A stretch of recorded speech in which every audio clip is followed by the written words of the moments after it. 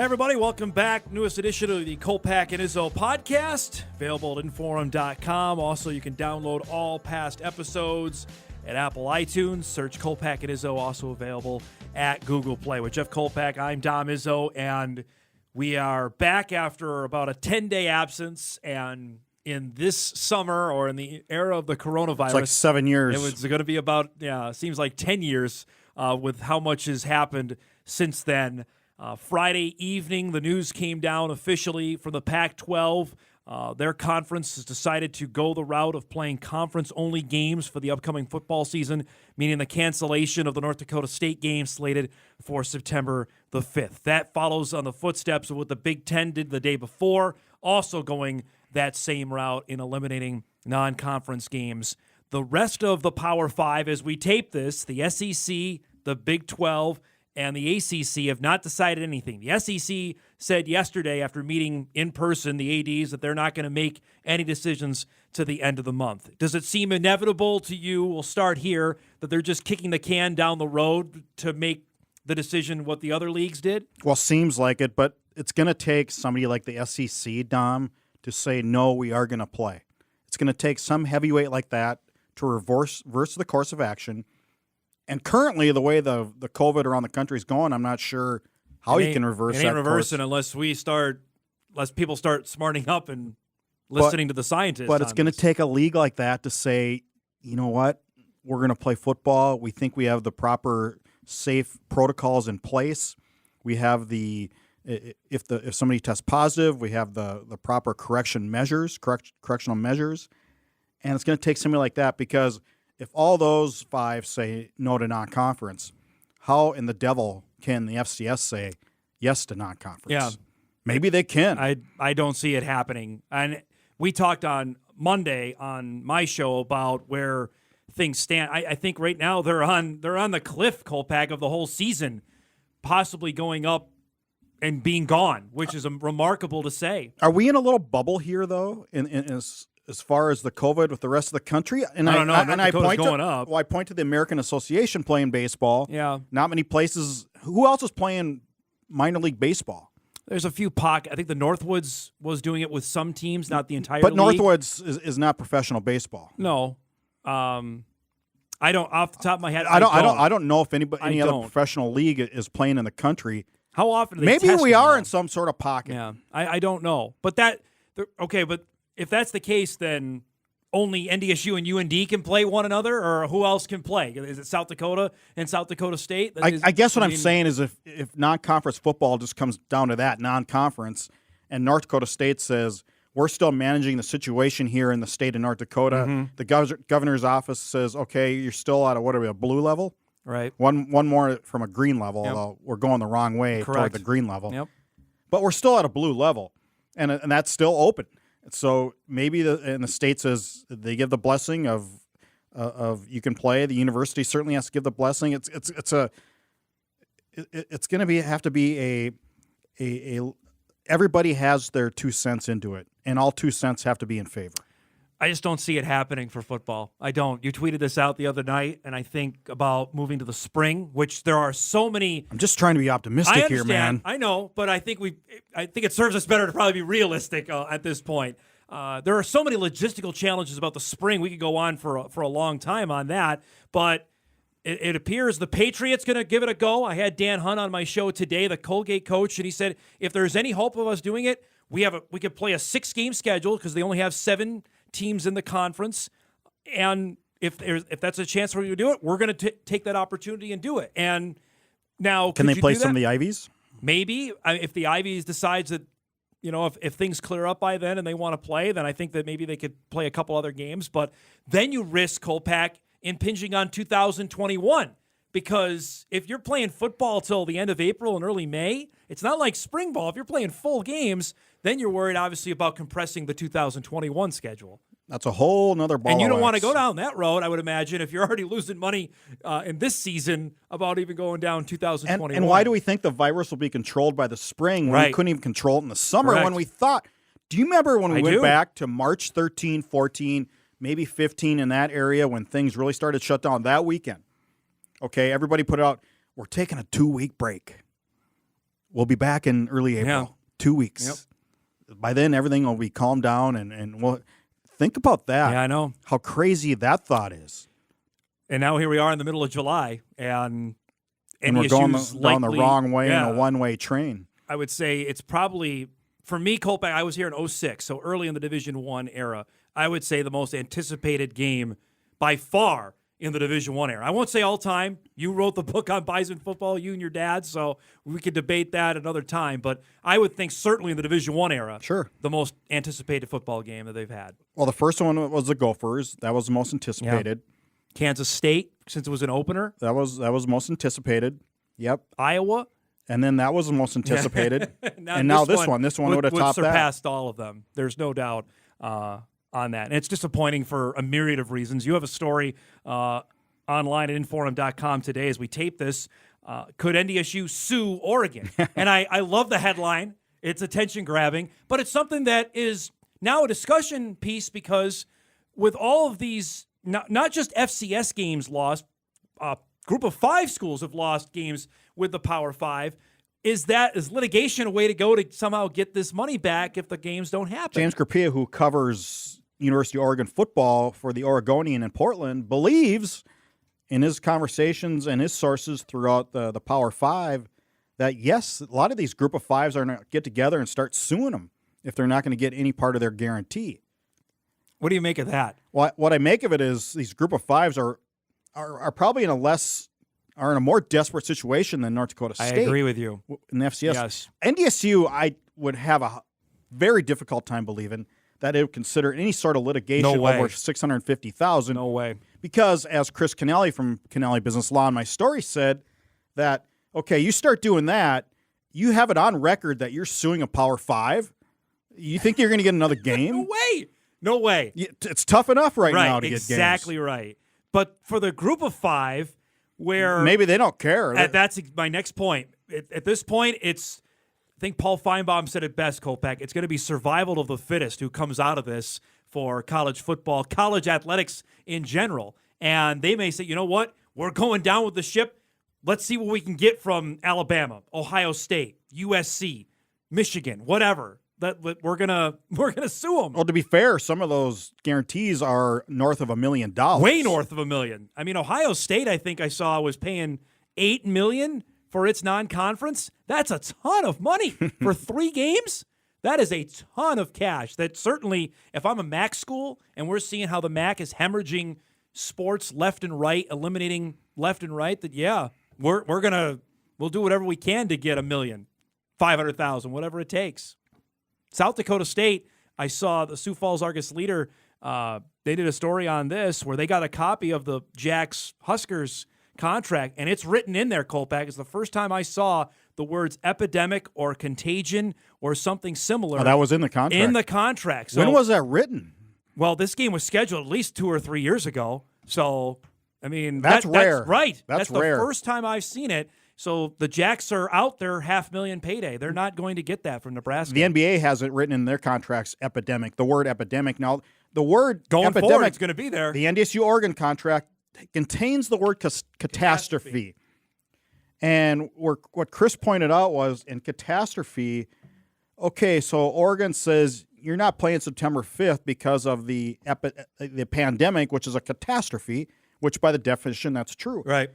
But that's a non-conference game. So a conference game 2 weeks later, now all of a sudden it's not a catastrophe? He goes, that's inconsistent. Yeah. So you could have grounds there. But then again, like you said, and like he said, and like we believe, why would you challenge that's that? Shaky ground to go down. I mean, business-wise. Why would you hire a lawyer for, I don't know what do lawyers make, $200,000? Who knows? I mean, to fight a $600,000 bill. Especially, Kolpack, NDSU's next 2 FBS games are against Pac-12 schools. Arizona and Colorado are the next 2 up that they could say, well, wait a minute. You know what? If you're doing this to a league member, well, screw you guys. You know, we'll just cancel unless the game they hate now. Oregon. You know, well, maybe they hate Oregon. Maybe they do. But they could easily say, well, why even go down this road? Because I'm sure there are fans of both of those schools when they heard they were scheduling North Dakota State say, why are we going down this road where, especially those 2 programs, not necessarily world beaters right now that stand a chance to lose that game. What a pair of back-to-back games in Eugene with North Dakota State and Ohio State. Now, I say for us, for us covering the team and for the Bison fans. Now, if you're a fan of Oregon football and you're a season ticket holder, you may not have cared much for the North Dakota State game. Ohio State game, though, Ohio we cared State? quite a bit about. How No cool would doubt. that have been? I mean, in a normal circumstance, College game day's there. You know what I mean? That's the game of the weekend. Ohio State is going to Autzen Stadium. Yeah, I mean, we live for those kind of games, just us as fans of college football in the early part. I've been begging for that for years. Let's have the top programs play one another, and now it's not going to happen. What are Herb Street and Corso and the boys doing this year? Have you heard? I haven't. I brought up Herb Street on the show this morning because if you remember right, Herb Street gave an infamous interview, I want to say at that time, late March, saying, I don't know how football is going to be played. And he got vilified for it, Kolpack. And now here we are. Gene Taylor even took a little light shot at him. And now here we are in the middle of July, and he might be more right than he ever wanted to be on this front. It does. But say they play, are they even going to have a show? I don't see how you can. I don't know how you can. You can't. Not with a program like that. No way. They'll have a show, but it'll be socially distanced show where they'll have maybe Reese Davis in the studio. It's going to take away. It's going to take away from the vibe of the show. It's not the same. But then again, if it's opposed to having a show and actual games happening, or you got to sell ads. Got to make money. Right. You got to do it one way or the other. So at this point, if you're asking me on this date, where I'm at on playing football, I'd say 15, 20% right now. And that's probably way too optimistic. Low. It's probably way too optimistic, too, on that front. So we're 6 weeks out from the start of the season. 6. It's not a lot of time. Well, for NDSU start. Well, I'm saying for Central Arkansas and Austin Peay, that's 6 weeks from week 0. That is no time. I mean, that is so close. I can't even put my arms around that right now. I wanted to also chat about this briefly. I know it might not be the biggest talker, but it could be because Kolpack will probably roll his eyes at me. The Summit League invited Northern Colorado into it to join as an affiliate. No, I'm not baseball. rolling your eyes. That's good. That's big for baseball. Wait where I'm going with this. As an affiliate member of baseball, which is good because now it gets the conference back to 6, which is the minimum you need to have the automatic qualifier since Fort Wayne left. Kansas City doesn't play baseball, so that's a good move. Are you going the 2-division route here? Is that now, where you're going with this? Give me a second. Now, UNC, you know this better than I, since obviously from the old days of the North Central Conference, obviously an original member there. They had programs that were all of their athletic programs were good in Division II. Is that accurate to say? They were good. Football was really good. And now football won a national title, did they? Yes. Division I, you would say it's been a train wreck, right? Would you say that Big for time. all their sports, it's not gone well?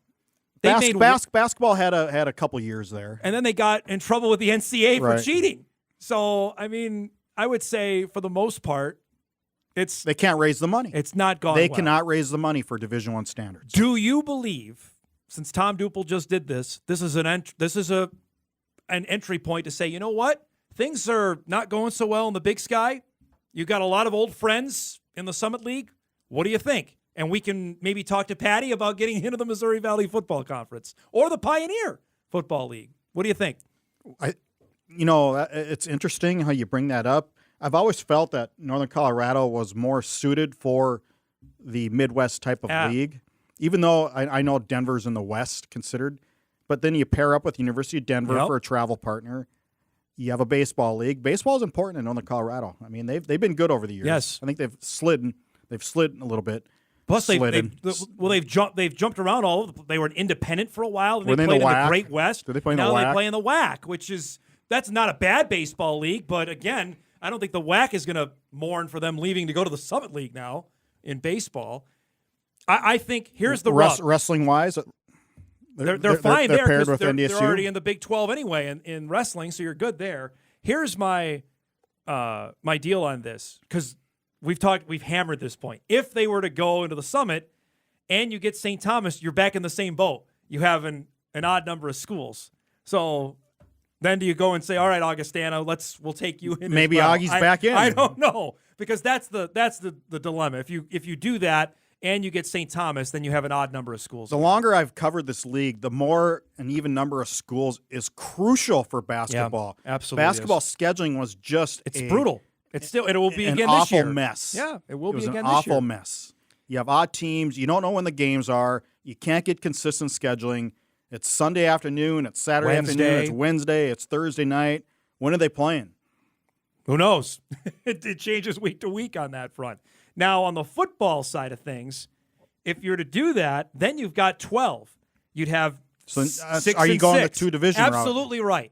You'd have a Western division made up of basically the NCC schools and an Eastern division with Youngstown, Illinois State, SIU, Mo State, Indiana and State. then that scheduling is a lot easier in terms of the rotation. Absolutely. You play those five teams your every year. Opponents. Then you rotate three the other. And then you're avoiding for Youngstown going to the Dakotas 3 times, like they did with USD, SDSU, and NDSU. I mean, that's brutal on a budget, especially because that's a plane trip that maybe you go once every year instead of 3 times. I think that's really appealing on that front. I don't know if they'll do that. I don't know if the league is – because already, Kolpack, they're not playing everybody.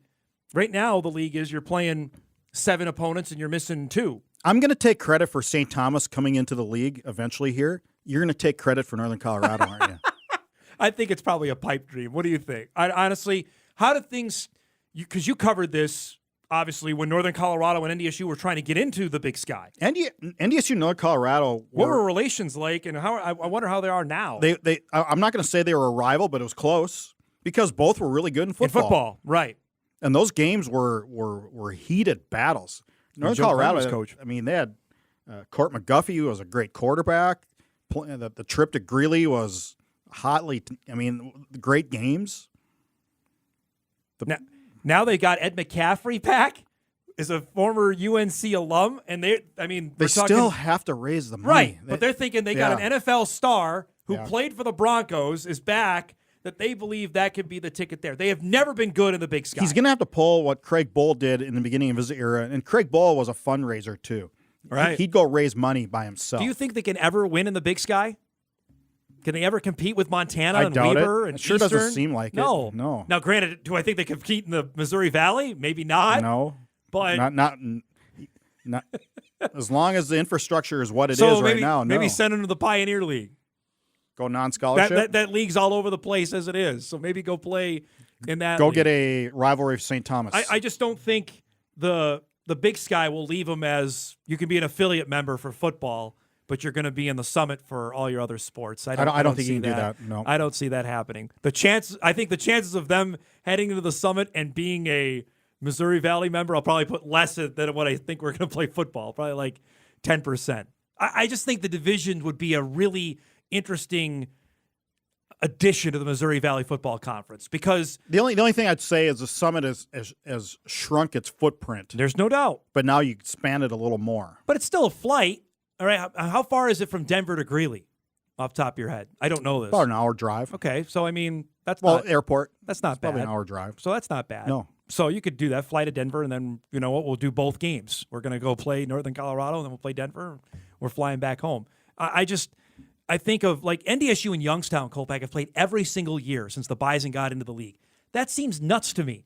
That's the furthest distance they traveled, next to I think SIU, and SIU has already been out of the rotation twice for NDSU on its schedule. So you get what I'm saying? It's like if you want in the coronavirus era, if we're going to start consistent scheduling, and we're going to start saving money, if that's going to be number one on everybody's radar is trying to trim funds down, then why not go that route and let's have consistent scheduling. So what you're doing is with addition, you're getting subtraction. Maybe that we're going to keep it in this sphere. Like the Bison would play SDSU, USD, UND, UNI, and UNC every single year as part of the division, and then pick 3 out of the other one and rotate them on a yearly basis, like they do in every other big school league that has Make it divisions. happen, Dom. Make it happen. Just think it's an interesting talker in the middle of July when you and Patty have been texting, haven't you? I would not been texting, but I just like to talk about it just because I'm not sure we're going to have any football to talk about. So, all right, Kolpack's got to go do his golf show, correct? The longest running and highest rated golf show in the market. We'll give a free plug. It's on every Saturday from 8 to 9 on 970 WDAY with the award-winning Jeff Kolpack. And podcasted on inform.com. There you go. So that'll do it for our latest edition of the Kolpack and Izzo podcast. We're back next time here on inform.com.